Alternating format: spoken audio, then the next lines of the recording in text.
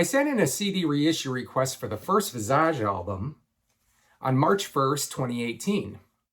I got the deal memo on March 7th and received final clearance on July 27th. Spoiler alert! These 3 to 6 month clearances will become a distant memory in the not too distant future. The Visage reissue was my attempt to replace the canceled Altered Images project through Sony as the tribute release to my ailing friend Jay. Jay had always worshipped the first Visage album, and it was his suggestion that I pursue it. I own the album and was a fan myself, but for Jay it was extra special.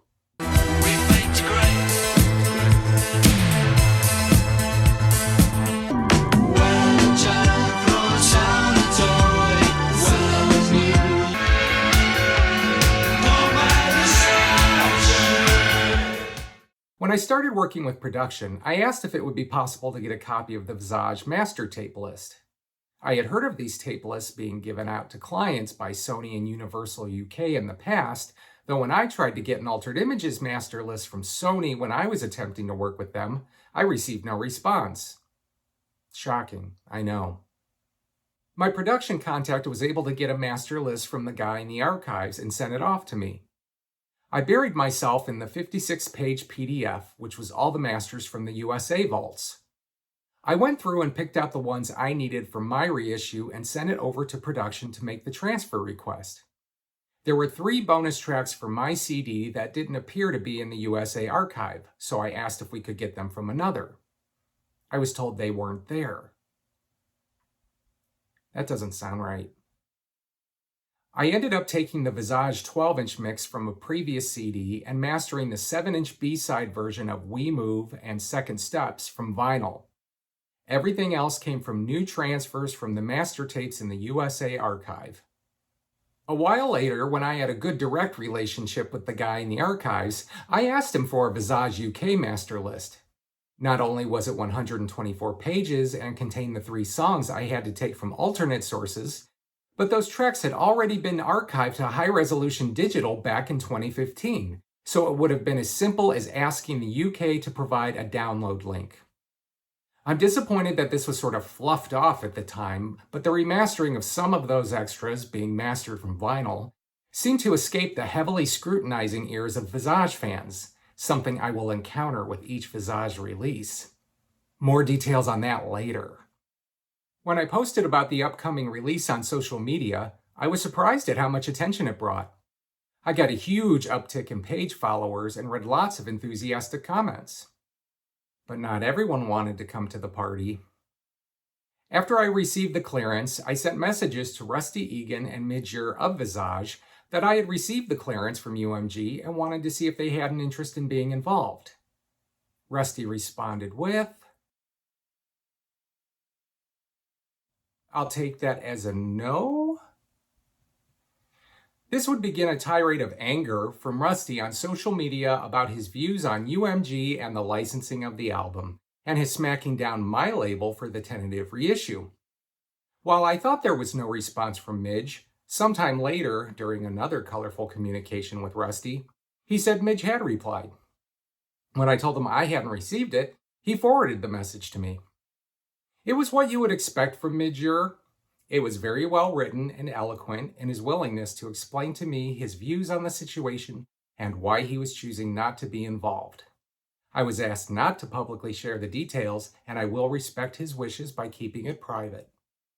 I laid out the 8-page booklet to be a showcase of the single sleeves, but someone calling himself a journalist contacted me and asked if he could write sleeve notes in exchange for several copies of the finished CD. I tentatively agreed, as I wanted to see the notes before I committed to anything. The eventual notes were fine, but I edited them down to fit what I could in the booklet and layered them over the planned single sleeve design. Since the original USA LP had a couple of different album covers, I made the booklet reversible and also included more of the alternate artwork on the back of the CD. The CD was released on September 28, 2018 to a massive influx of orders like I hadn't experienced with my 5 previous releases. I was overwhelmed by the orders and somewhat surprised.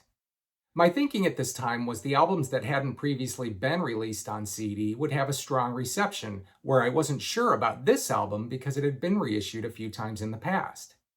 This was the first title that showed me how reissues of better-known albums, despite previous reissues, will likely be better sellers than obscurities that hadn't previously been reissued. Live and learn. When the CD went into distribution, it was a hot seller. I managed to move the entire 1,500 unit pressing over a series of months. I had no plans on a repressing as I thought the market had been served, but in no time the CD was going for triple digits on eBay and I was slammed with messages from people who didn't know of the release until it was gone and wanted to know if more were coming. After a while, I would get further Visage reissue clearances and decided to do a 300 unit repress of the debut. I put it on sale at the time I opened orders for the next Visage reissues, which will be detailed later, and sold the full 300 units within weeks. Okay, I clearly underestimated demand. I would continue to do represses for a while, each one moving well, more so in distribution, but it would be the return of Technicolor's incompetence that encouraged me to stop repressing the CD and let it fall out of print before I had to. With the previous CD, Technicolor made the blunder of sending each 30-count box individually, and they ended up beat to hell with plenty of damaged copies. Regardless of continuing to complain about this, they kept sending the Visage CD the exact same way, and each time I would have to go through each box and assess the damages. They seemed incapable of the simplicity of double boxing, regardless of how many complaints they received, and I ended up repeatedly receiving orders that arrived in this condition. I asked UMG if I could please use a different manufacturer. They said no, they have to use Technicolor. I got tired of dealing with this nonsense, and it seemed this first Visage CD was the one that had the most problems. So I eventually let the stock sell out, and that was that. I think there's around 2,500 to 3,000 copies out there, and it still seems to go for triple digits these days on eBay. But the release was very bittersweet. More bitter, though. My dear friend Jay was struggling. He had gotten so ill that his father had to call me to give updates on what was happening. When Jay did call me himself, he could barely speak, and we both fell apart on the phone. Not being much of a person who shares his feelings with others, when I heard Jay so weak, I couldn't help but tell him how much I loved him and how important our friendship had been to me over the past 2 decades. Jay was one of the most selfless people I'd ever met. He was the only person in all of my 55 years who had ever shown a real interest in me and my life, whereas everyone else is more than happy to talk about themselves, but lose interest the minute the subject isn't about them. Jay was the opposite. During his health struggles over the years, he always wanted to know how I was doing and how things were going with me. I would often try to keep it light and turn the focus back to him. He deserved it. I put a note of dedication in the Visage CD booklet to our friendship and kept it brief and straightforward. When I received the CD, I rushed a copy to Jay because it was clear that time was running out. The CD arrived and his father shared with him the dedication and then called me to tell me of Jay's enthusiasm about the release. On October 3rd, I received the following text from Jay in his typical selfless style. I continued to send Jay the occasional text to let him know that I'm thinking of him, my last message sent on October 9th. Jay Adams passed away on October 12, 2018, after a 3-year battle with cancer.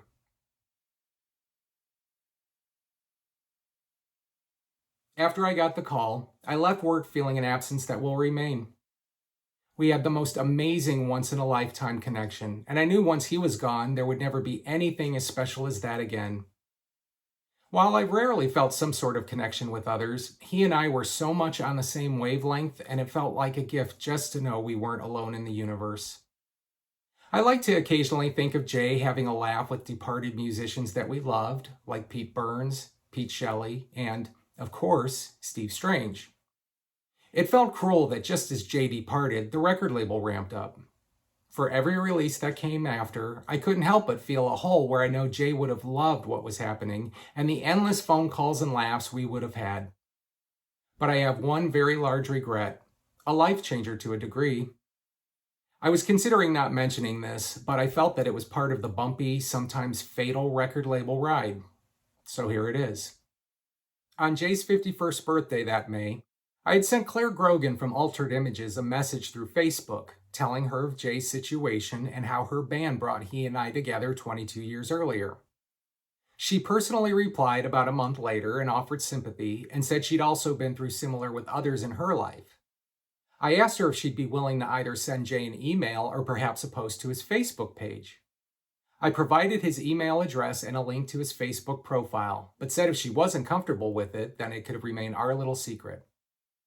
A couple of weeks later, I got a response through Claire's account from someone named Christine, stating that if I'd be willing to share Jay's address, Claire would send a card to him. Jay would love that! I promptly sent his address and shared that it would mean so much to him. I originally wasn't going to mention this to Jay, but then I thought, who would say they're going to send a card to a dying cancer patient and then not do it? In July, Jay was feeling very down. His numbers were going up and there was little hope of anything turning around. I wanted so much to cheer him up that I foolishly told him about this pending card.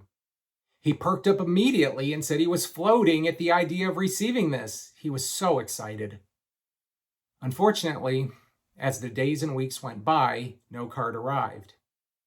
He would mention it occasionally, and then when he was too sick to talk, his father once asked about the card Jay said some singer he liked was sending. I was mortified. I explained to Jay's dad that it doesn't appear the card had been sent. A week after Jay died, I felt very angry by the situation. I sent a message through Facebook that basically said, Jay died, no card was ever received, and like an idiot, I had mentioned it to him, and now I have to live with that. Christine replied and said that she's sorry, that I was obviously a good friend to Jay, and that it's unfortunate nothing arrived. I'm sure some people will think maybe the card got lost in the mail, but I can tell you that I sent over 10,000 packages over the years I ran my label, and I would say that less than 10 went missing. Sure, some were delayed or arrived in very bad shape, but they arrived nonetheless. With those odds, I think the likely explanation is no card had ever been sent, but I'll never know for sure. It's shameful, but the situation has completely ruined my love of Altered Images. The only way I can still enjoy the music today is by detaching the memory of the colorful, nutty, adorable young girl that Jay and I fell in love with all those years ago from the woman today. She could have simply opted out or never responded, but instead I got an empty gesture. Don't meet your heroes. Oh, but wait, there's more! At the time Jay died, the two people involved in the Trees reissue were still on my Facebook friends list. When I got home from work the day he passed on the 12th, I posted a heartfelt tribute to my page.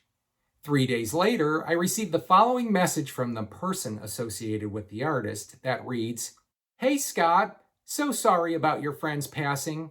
I was wondering how the Sleep Convention reissue is doing. How many units have sold to date?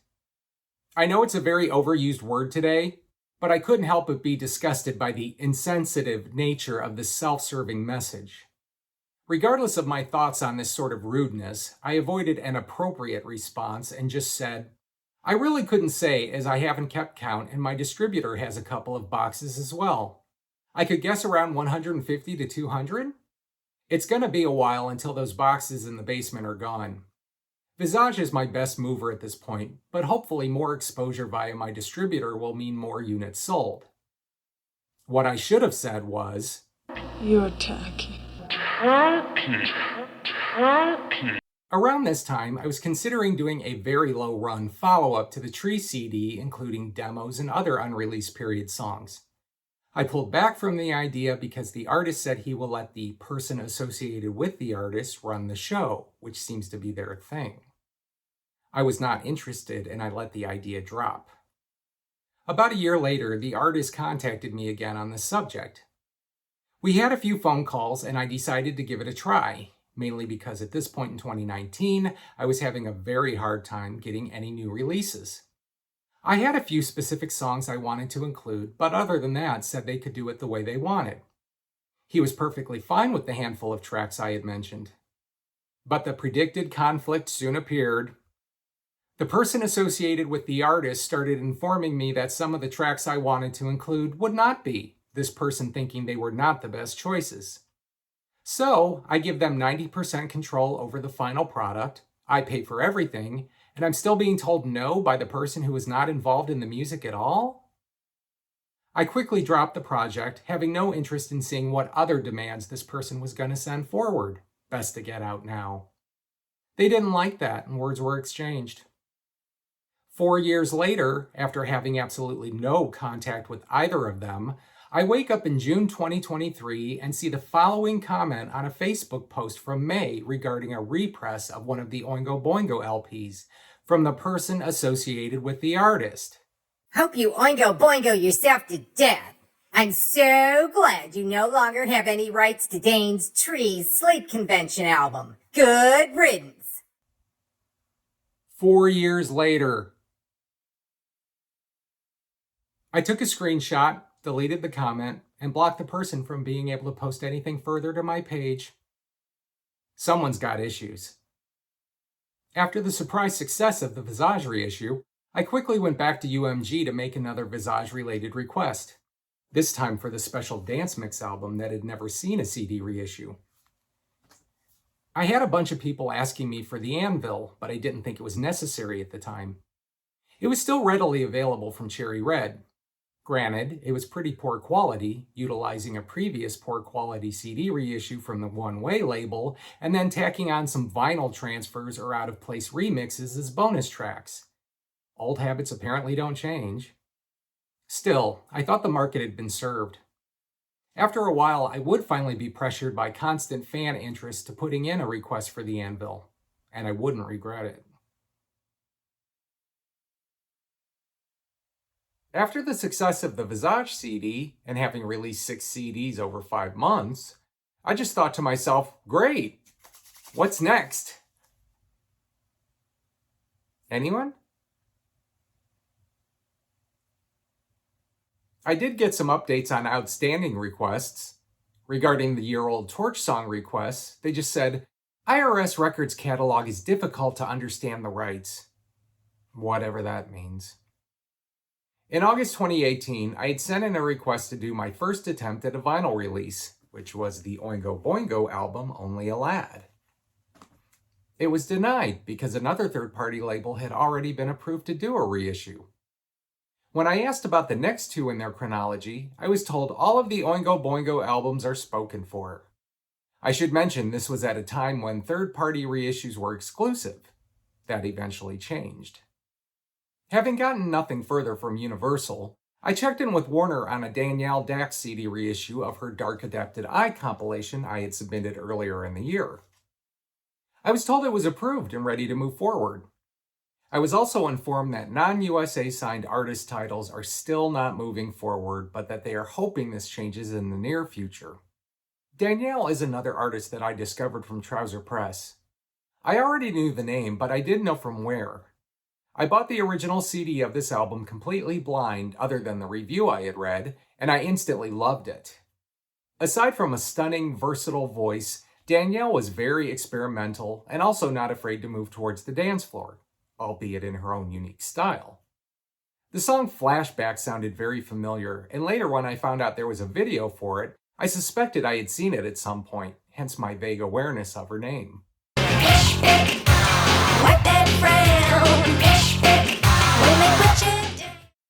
The original Dark Adapted Eye 12-track LP was a collection of singles and album tracks Danielle had released in the UK between 1985 and 1988. The CD was expanded to include additional B-sides and a few examples of her earlier, more experimental albums. For my reissue, I opted to change the bonus tracks to additional B-sides and remixes, staying with the 1985 to 1988 range, some that hadn't yet been released on CD.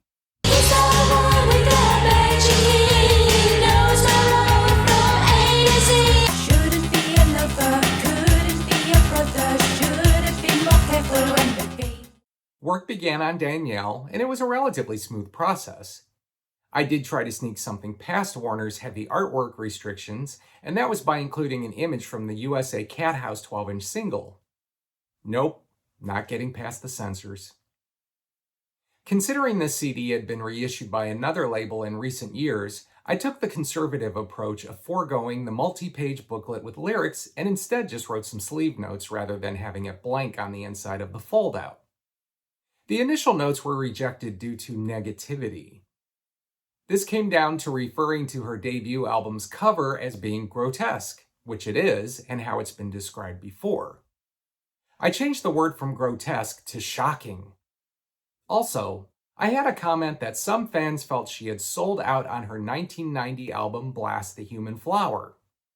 I ended up changing the wording on that as well. All good.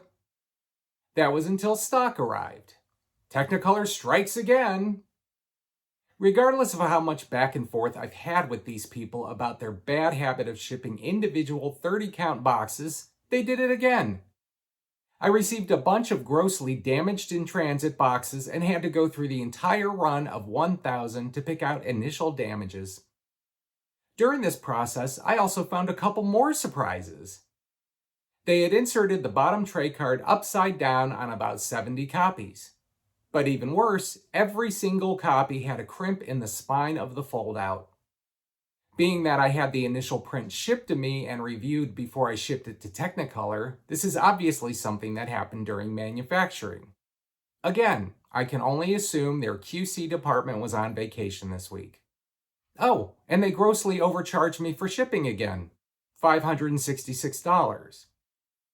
Now, what do they say about people only using 10% of their brain at any given time? I'm thinking that number's too high to work at Technicolor.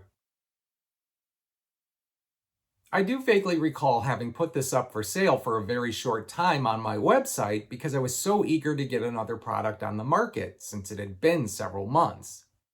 I had included a disclaimer about the crimp in the foldout, but it wasn't long before I just couldn't keep selling it, so I pulled it down.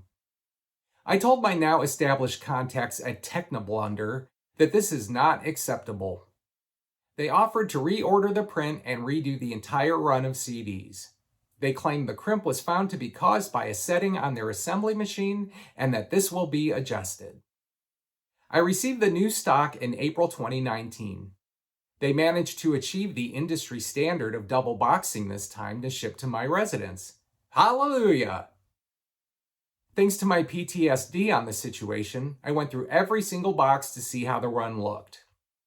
While the majority of the stock looked proper, I found that a small portion did in fact still have the crimped booklet. I decided just to leave it alone and save those copies until the end of the sales run.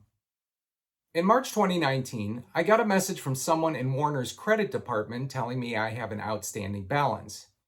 This included the refunded amount from the previous year's experience with Technoblunder on the Christmas CD and the shipping overcharge. Myself and my primary contact explained to this person that part of the balance should be removed and why.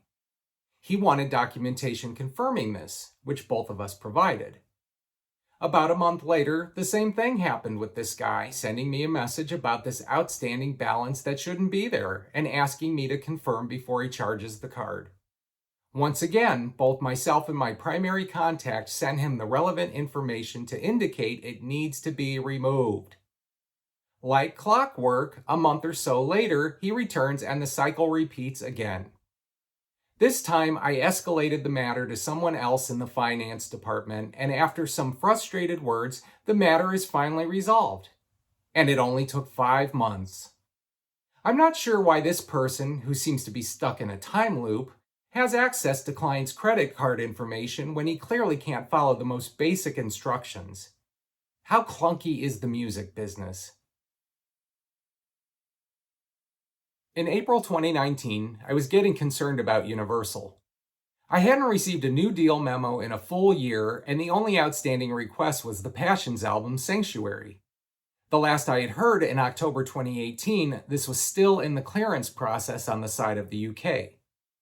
I had sent a number of inquiries on new deal memos for requests I had sent in quite a while ago. I was ignored time and time again, month after month. After having had so much initial movement, I didn't even know if they were still processing reissue requests.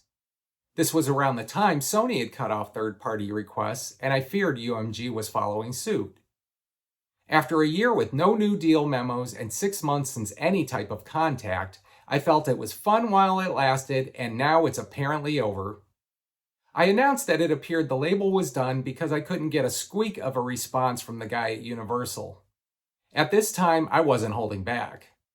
Someone asked his name, and I gave it out, and even pointed them to his Facebook page. I even shared the guy's UMG email address with my distributor, who sent a message and was also ignored. Rude. After I announced what appeared to be the end after such a promising start the previous year, a dedicated fan named Dave Mirvold wasn't having it without a fight. He reached out to a VP in UMG's Canadian office to see if he could possibly help. We exchanged a couple of messages, but in the end, it really is up to the domestic office to make the effort. Dave was a great fan and extremely passionate about the music and my fight to get it out there. By struggling to do my label, he lived vicariously through me since he had always wanted to do something similar, though I'm sure without the struggle. One morning in April, before heading off to another day of uninteresting IT work, I felt motivated to send Mr. UMG one last message. I said that I found it rude and disrespectful that after the work that had been accomplished last year, that he could at least have the decency to inform me if they were shutting down licensing for third parties, similar to Sony, or provide some sort of reply since I hadn't received as much as a deal memo in over a year. Later that afternoon, I got 5 new deal memos. Visage, the special dance mix album. Visage, the Anvil. Europeans, vocabulary. Modern Eon, fiction tales. The Thought, their 1985 self-titled album. They had a 1982 self-titled album as well, which is why I specified the year. And, after a little discussion, he said he'd be fine dropping the unit guarantee to 1,000 units for anything with bonus tracks, the previous requirement being 1,500. However, this would increase the per unit cost. I signed 4 of the 5 memos and sent them back. I took a pass on the Europeans at this time because of the cost, but would revisit it later. Interesting note in hindsight was that I had requested a copy of the Europeans' master tape list, and the person in the archives was quoted as saying, "This is all we have in the USA that survived." A few months later, when the New York Times article about the Vault fire was published, I then understood the survived remark. After I got the new deal memos, I notified my #1 fan, Dave, that things might possibly be back on track. He was happy to hear it and offered congratulations. From this point on, the contact was very responsive and detailed. It eventually felt like we got into a groove and the communication and deal memos flowed well, until his position was eliminated at the end of the year. More details on that later. Things were quiet until the last day of July 2019, when a member of the band The Passions contacted me and said UMG UK just notified them they've cleared their album Sanctuary for reissue on my label. I checked with my UMG contact, and he said they were just waiting on the bonus track clearances. I got the official clearance 2 weeks later, excited to finally have another title to work on, even if it will only be my second and final release of 2019. The day I received the clearance, I felt rejuvenated and sent a message to my relatively small, at the time, mailing list announcing the incoming release. My #1 fan, Dave, replied with his usual enthusiasm. Unfortunately, that's the last message I would ever receive from Dave. I was contacted about a month later and told Dave had passed away on September 18th, 2019, after a battle with cancer. Being less than a year after the loss of my closest friend, also by cancer, I felt sick and confused. These are guys in their early 50s. What the hell's happening? A lifelong friend of Dave's wrote to me how important my label had been to Dave and how he would have continued to fight for me as long as possible and keep it going. I had no idea he was sick, as he was sending me his excited reply to my latest reissue clearance newsletter. His friends shared that in their last hour together, they enthusiastically talked of my label. It was another of life's distorted balancing acts to take a simple hurdle leap and counter it with a significant blow. I really don't know who's setting the scale, but I request a huge adjustment. What a shame. It's an old story by now, but I discovered the Passions through Trouser Press. After reading about them, I picked up their 1981 album 30,000 Feet Over China on a Pittsburgh record shopping trip. I would eventually find out the opening track, I'm in Love with a German Film Star, had been a hit in the UK. The music was dreamy and the vocals were great. The album encouraged me to pursue their other two. Their first album, Michael and Miranda, was very post-punk. Nothing at all like what I had already heard, but great in its own way. But it was the third and final album, Sanctuary, that became my favorite. There were great hooks all over this album, and I couldn't stop playing it. But apparently, I was in a small group, because the album did nothing on a commercial level and their label, Polydor, dropped them. While there was talk of continuing and new songs being written, no fourth album ever materialized. I was kind of surprised that this album cleared for a first ever CD reissue in the USA because the album hadn't even been released here. But I was going to do it right by including all related singles and B-sides from the era, including 4 live tracks from a non-album double single that came before the album. I went through the list of tapes by the Passions and selected what I needed transferred. Unfortunately, my original production contact, who I had a great relationship with, moved on to another opportunity, and I was now working with someone new.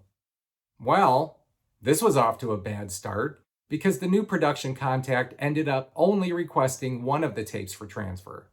I only found this out 2 weeks later when I was given the download link. The rest of the tapes were then requested for transfer, but another issue arose when the original master tape for the Sanctuary album could not be restored. I say restored because a lot of tapes from the 70s and 80s cannot simply be pulled out and put on a tape machine or they will be ruined. In the mid-70s, the formulation of the tape binder was changed, and it wasn't discovered until many years later that over time, the binder absorbs water and makes the tape sticky. In some cases, if you try to unwrap the tape, you can tear off the layer underneath. In other cases, if you play the tape, it will gum up the machine and either start losing the high end or gradually come to a literal screeching halt. This is called sticky shed syndrome. The workaround for this is putting the tape in a convection oven to dehydrate it for several hours, which can make it usable for a week to a month or even longer before it starts getting sticky again. There is no permanent fix. Here's a photo of the oven they use at Iron Mountain's digital studio. This issue was originally thought to be specific to tapes from approximately 1975 to 1985, before the problem was discovered and the formulation changed. In recent times, it's been discovered that many other tapes from after that era have begun to show similar symptoms, which also includes videotapes from consumer level up to television-grade U-matic tapes. While it does seem that baking temporarily restores most tapes, it's not always the case. Abbey Road Studios in the UK tried multiple times to bake the original master of Sanctuary, but they couldn't even get one song transferred without shedding causing problems. In the end, they had to resort to a production master tape. While not ideal over the original master, it's better than having the master from vinyl. With the original Sanctuary having no custom inner sleeve, the artwork was somewhat minimal. I put together sleeve notes, and the band said I could freely use any information from their website. I also dug out some old print ads online for the album and related singles, added a little age to them, and put those inside as well. Since Universal don't have the heavy restrictions like Warner, I also included the single covers under the tray. An added bonus was making the insert reversible with the alternate Cars Driven Fast album cover, which is how Sanctuary was released in some territories. Sanctuary was released on November 8th, 2019. If you wanna see your baby smile, if you wanna make me happy, or take me to sympathize with the underdog, sympathize with the one who has not. I had also asked my contact if they could possibly hold Sanctuary back from immediately being put on streaming services like they did with my Trees reissue. He replied and said they will hold it back 9 months. 6 years later, it's still not streaming. I guess you'll have to buy the CD. In September 2019, I had submitted a number of new requests. The Fix, Shuttered Room, Men Without Hats, Pop Goes the World, 2 albums by Exmal Deutschland, Viva, and Devils. I was told that they no longer had the rights to Shuttered Room, so that one was out. I was told that they don't own Devils, so that one was out. And I was told that Viva is not allowed a USA release, so that one was out. As of today, Devils is streaming online, and it says that it's owned by UMG. A few days later, I got a load of new deal memos, including the 2-year in the making Torch Song Exhibit A. I can't believe it. Modern Eon Fiction Tales, Men Without Hats, Pop Goes the World, my attempt at a best of compilation by the band Fingerprints, Divinals, Desperate, The Creatures, Boomerang, Rick Ocasek, Beatitude, and Pleasure Victim and Love Life by Berlin. I signed everything! God damn you, stop shouting! On October 1st, 2019, I received final clearances for the Visage CDs of The Anvil and the Special Dance Mix album. Since I now had Visage master lists for both the UK and the USA sides, I sent my production contact the barcode info for the ones I needed transferred. Weeks later, and after a couple of follow-ups, I took the initiative to find out if the tapes had been requested. Since I now had the email addresses for those on the UK side from the Passions tape transfers, I reached out to them directly. They informed me they never received any tape lists for transfer from anyone on my side. I was extremely annoyed by this. After further discussion with the UK side, I was given a group email address to use for any future UK tape transfer requests. Cool. I'm getting direct contacts that even USA production aren't familiar with. Considering the issues I've encountered with tapes not being requested for transfer, I was only too happy to have direct contacts now to prevent any future delays from the USA side. But I would make sure to copy my production contact on any emails I send. This turned out to be a great resource in the future, and I would develop a great relationship with the UK side, who would prove to be some of the best and most essential people I would work with over the remaining years of the label's life. This was also a unique situation because the normal process was to always go through a production contact to facilitate these things. But in the end, no one had the slightest problem with me taking on this responsibility. I'm guessing they were just happy to have one less thing to do. After a month, I couldn't get any information from my production contact regarding the tape transfers from the USA side. I went up the ladder to the next in line and explained the ongoing issues ever since this new production contact took over several months earlier. He replied and copied the director of production. She replied apologetic and suggested I copy her on any emails to my primary production person to try to ensure replies. The Passion CD shipment ended up delayed because the production contact didn't follow up with the manufacturer as they were supposed to. I finally got word the USA was doing the tape transfers, although when they confirmed this, it appeared some of the tapes had not been requested. I now had the contact information for the guy in the USA archive and started working directly with him, and he was able to get the missed tapes lined up. We had a phone conversation at his request because he wanted to confirm if I had picked the correct tape for the Visage Dance Mix album. There was very little in the master list that differentiated these tapes from the standard singles collection. The main thing I focused on was a note on a listing that stated it was the cassette master. Knowing that the Dance Mix version was what was released on cassette for the singles collection, I felt fairly confident I was on the right track. When I eventually got the tape transfers, I was correct. One disappointment was with the planned bonus track. A tape was listed as having an unreleased extended mix of the track Moon Over Moscow at 5 minutes and 39 seconds, but upon receiving the transfer, it turned out to be the regular album version. I ended up adding the dub mix of Night Train as a replacement. This USA Archives contact would turn out to be a great guy. I would work with him on all of my future projects. He would provide me with the master tape lists in advance of making a request so I could see what was actually available, or after a request was cleared so I could pick my sources. We had a couple of other phone conversations over the years, and I found him to be an invaluable asset to my projects.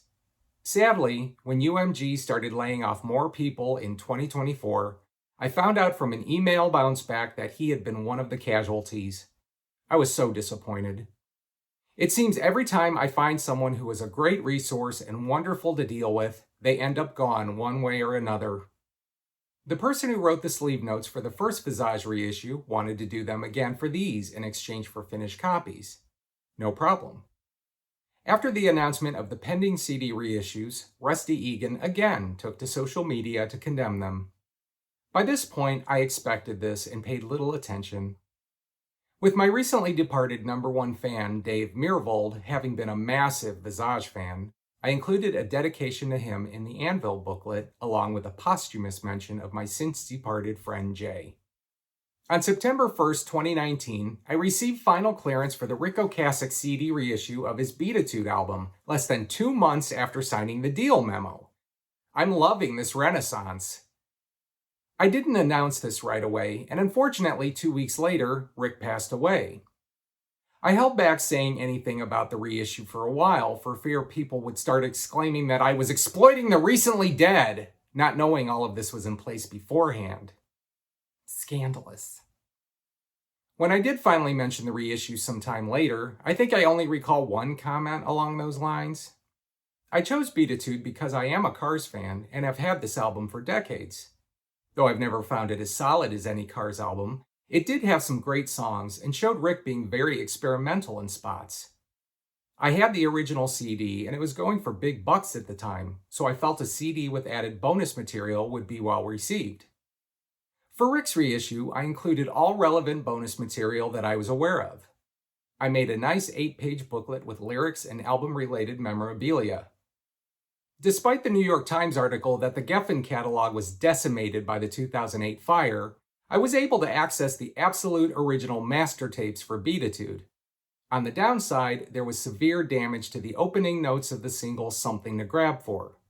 This was likely from adhesive sticking to it and tearing it off.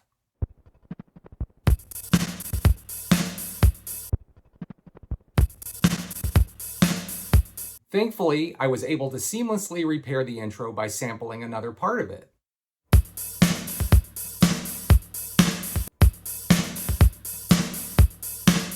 In December 2019, I received contact from an upper level in licensing informing me they were going to switch all of my still pending requests from their usual finished goods deals to license deals. This would mean I would now be responsible for handling the publishing, manufacturing, etc. that were previously part of what UMG handled. On one hand, this was daunting because I had no idea how to do some of this, so it would require some self-education. On the other hand, it was liberating because I would no longer be tied to Technoblunder for manufacturing. This change turned out to be due to my original contact having his position eliminated at the close of 2019 in the cold, unconcerned way business operates. In January 2020, this licensing guy wanted to set up a phone call to discuss the process change. The phone call seemed encouraging, and he sounded like a nice enough guy. He did make it clear that he was not happy at all to have the responsibilities of being the new point of contact for reissues being dumped in his lap. Okay. He did make a remark that I found kind of rude and arrogant when he negatively commented about the clients who only request 1,000 units. I paused for a second and then told him I'm one of those clients, since I'm unsure if the artists I pursue would warrant a larger quantity. I did ask him how he thought this new process would translate as far as clearance times. He suspected clearances would arrive faster since they were no longer required to research publishing and that will now fall to the client. This would become known as the Great Lie. He followed up the phone call with an email including the new request form, which was very similar to the one Sony was using a couple of years earlier. Despite having developed a really good working relationship with my previous contact before he was ousted, I tried to remain positive and promptly began researching publishing and manufacturing. I eventually found a business called Easy Song Licensing was exactly what I was looking for. Their business revolves around paying publishing in various situations, and they ended up being perfect for my needs. You create an account, create a project, and add all songs, artist, timings, how many units, and it's all calculated on the spot. They begin researching publishers, and when the search is complete, they receive payment and a processing fee, and disperse payments to the registered publishers of each song. But I wouldn't have to worry about that until any new clearances starting in 2020. My production contact was still driving me nuts. I was being told ship dates on the 3 CDs currently in production, and they kept changing. I got tired of the non-responses and shipping date changes, so I called the manufacturer myself, which UMG thankfully changed from Technoblunder to ADS. It turned out all of the delays were down to my production contact being a train wreck. I was told for one title that should have been done, they only received the artwork files a couple of days earlier, far later than they should have. For another that was completed but sitting there collecting dust, they said they've been waiting for days for the production contact to simply confirm the delivery method, but they were getting no reply. Okay, this is enough. I made contact with the VP of production about the issues. He was on it promptly. One great relief about moving to the new license out process is that I would no longer have to deal with this production contact. I would be putting any reorder requests for older titles to the VP instead. Over time, I came to realize he was a very nice guy, not at all what you'd expect from someone at the top tier. As he was copied on my emails to the archives on both the USA and the UK sides on future projects, he never had an issue with me taking the lead and inserting myself into the process, and even offered an occasional compliment. I would hear from others over the years that he's one of the nicest guys you could hope to deal with in this industry. The Anvil arrived first, and I put it up for sale on January 17th, 2020, but also mentioned that the Dance Mix album will be arriving soon if anyone wanted to wait to get that when it was available.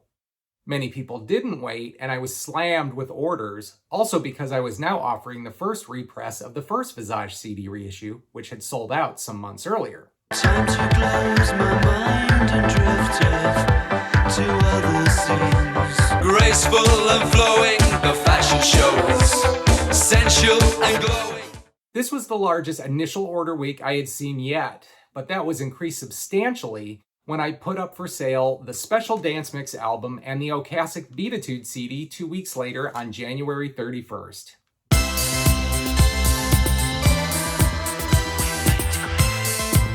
An unimportant cannot be, it's designed trouble-free.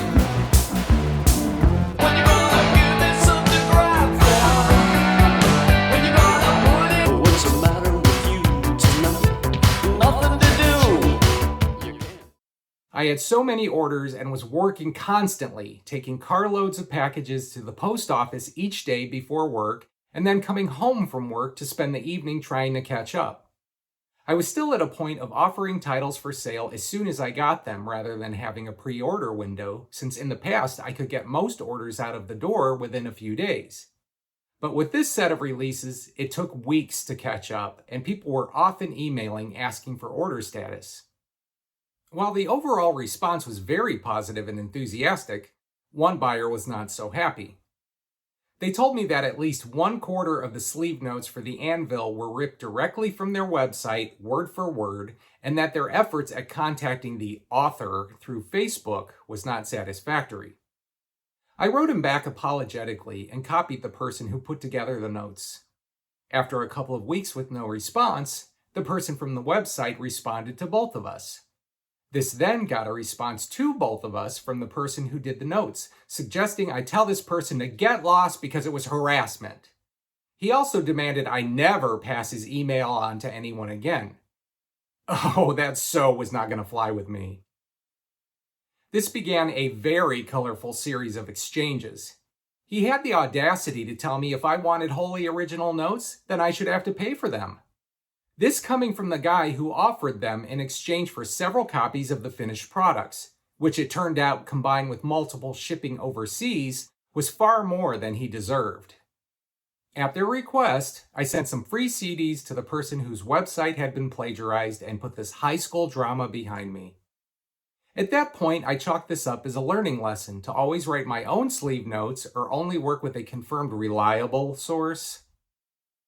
Both of these new Visage CDs were good sellers, and they would move into multiple repressings. Despite UMG having moved over to ADS for manufacturing, there was still the occasional manufacturing issue. One repress of the Anvil had a load of damaged booklets. This would turn out to be the worst issue. In other words, a marked improvement over Technicolor. To add to the territorial bullshit that comes with this business, here's something unheard of. When albums are licensed, it's mainly for distribution in specific territories, usually the home country of the label. But as anyone who buys physical media knows, it's not very hard to get something as an import.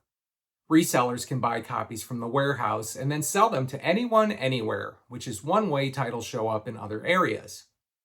The Anvil ended up appearing as an import on Amazon UK. My primary licensing contact said he received a complaint from the UK side about this, asking why it's there. I assured him that I don't even have the ability to post titles on Amazon UK, and that I can find all sorts of UK reissues on Amazon USA. It seems some fruit-flavored label with a competing product didn't like my Anvil squeezing into the sales of their substantially inferior edition, so they told the teacher. They already monopolized the reissue market, and they want to bully the little guy? Give me a break. Despite many of my titles on the UK side at the time, this was the only one that was complained about, so it wasn't hard to figure out why. In late 2019, I received final clearance on the Berlin album Love Life. This came at the time of transition because it was supposed to be the last of the finished goods deals. Then I was told it would be a license deal. Then it was back to being finished goods. When I asked about the Pleasure Victim album, I was told it had a couple of bonus tracks that came out through a different contract overseas and would need their review before that one could move forward. I chose the Berlin albums because I'd been a fan since the early MTV days. While I had known the Metro from MTV and Sex from Night Flight, since it was too risque for MTV, it was seeing them perform Masquerade on the show Solid Gold that finally pushed me towards the Pleasure Victim album, which I got for my birthday. When the single No More Words and the album Love Life came out, I bought both. Love Life is definitely my favorite album of theirs, a rock-solid collection of songs. The only songs that have somewhat lost my interest over the years are two of the singles, No More Words and Dancing in Berlin. By this time, I already managed to get a look at the Berlin master tape list, and I was drooling. There were loads of previously unreleased songs from between 1983 and 1986. I desperately wanted these. I asked if it was possible to add these to the clearance since I had this idea to make Love Life a 2-CD set and call the disc of unreleased material Secret Life. Well, I thought it was clever. Disappointingly, I was told I could only release what had already been cleared. This did appear to be another situation where the 2008 fire had some impact. The 12-inch masters for No More Words and Dancing in Berlin were unavailable in the USA. But thankfully, they were still in the UK, and my contacts there promptly provided download links since those tapes had already been digitized. As time would go on, I found the UK started digitizing certain artists beginning in 2008. I think it's pretty clear that they were backing things up starting at the time the fire occurred and the artists who had some of their catalog affected. Fortunately, the USA still had 2 masters of various remixes of Now It's My Turn. I picked out the absolute original master for Love Life. The excitement of this was in addition to the 12 tracks from the original cassette and CD editions, there was an unused outtake called Attraction that I'd get to hear. Or so I thought. I got a call from my guy in the archives telling me this master is an archaic digital format that they couldn't transfer on site. It would need to be shipped out. Their preference was to select additional album masters on analog reels that they could work with. It didn't sound like there was much choice. Although, if this master was at the Pennsylvania vault rather than the California vault, it could have been transferred at their digital studio. When I got the tape transfers, there were a couple of surprises. This included an instrumental extended remix of the album track Beg, Steal, or Borrow. Not that I could really do anything with it. The other surprise was a version of that unreleased song, Attraction, listed as the FM version. I wondered what that meant. FM as in radio? No. I think this was likely a joke recording that wasn't meant to be heard outside of the studio. The music is what I would expect the original version probably sounded like, but the lyrics were another story.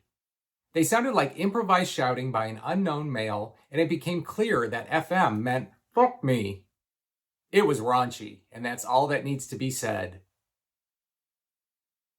There was a problem with the master for side 2 of the album. The side 1 reel transferred fine, but the side 2 reel began dragging during No More Words and got worse during the last 2 songs. I was able to save the first 2 with pitch adjustments, evening out the speed, but by the last song, called Fall, it started quivering and I couldn't salvage it. This was caused by the tape shedding, despite having been baked, and gumming up the path to where it started slowing it down. For the damaged song, I took it from the original CD and remastered it to sound consistent with the rest of the tracks. Love Life was released on March 13th, 2020, and was as well received as my other recent CD reissues. Now it's my turn. Now it's my no more words. Needless to say, I started getting asked regularly if Pleasure Victim or Count 3 and Pray were coming.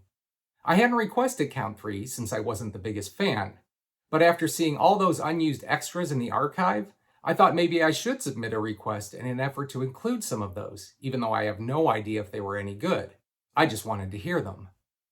I asked about Pleasure Victim and got no response. Though we were only a couple of months into the changing of the primary contact, I felt I was back at square one because this guy is not very responsive. Since Love Life went into multiple repressings, I took advantage by making corrections from the first 1,000 unit pressing. This included adding my URL to the back, which I missed on the first pressing, and adjusting the color levels on the front because it was a bit too yellow.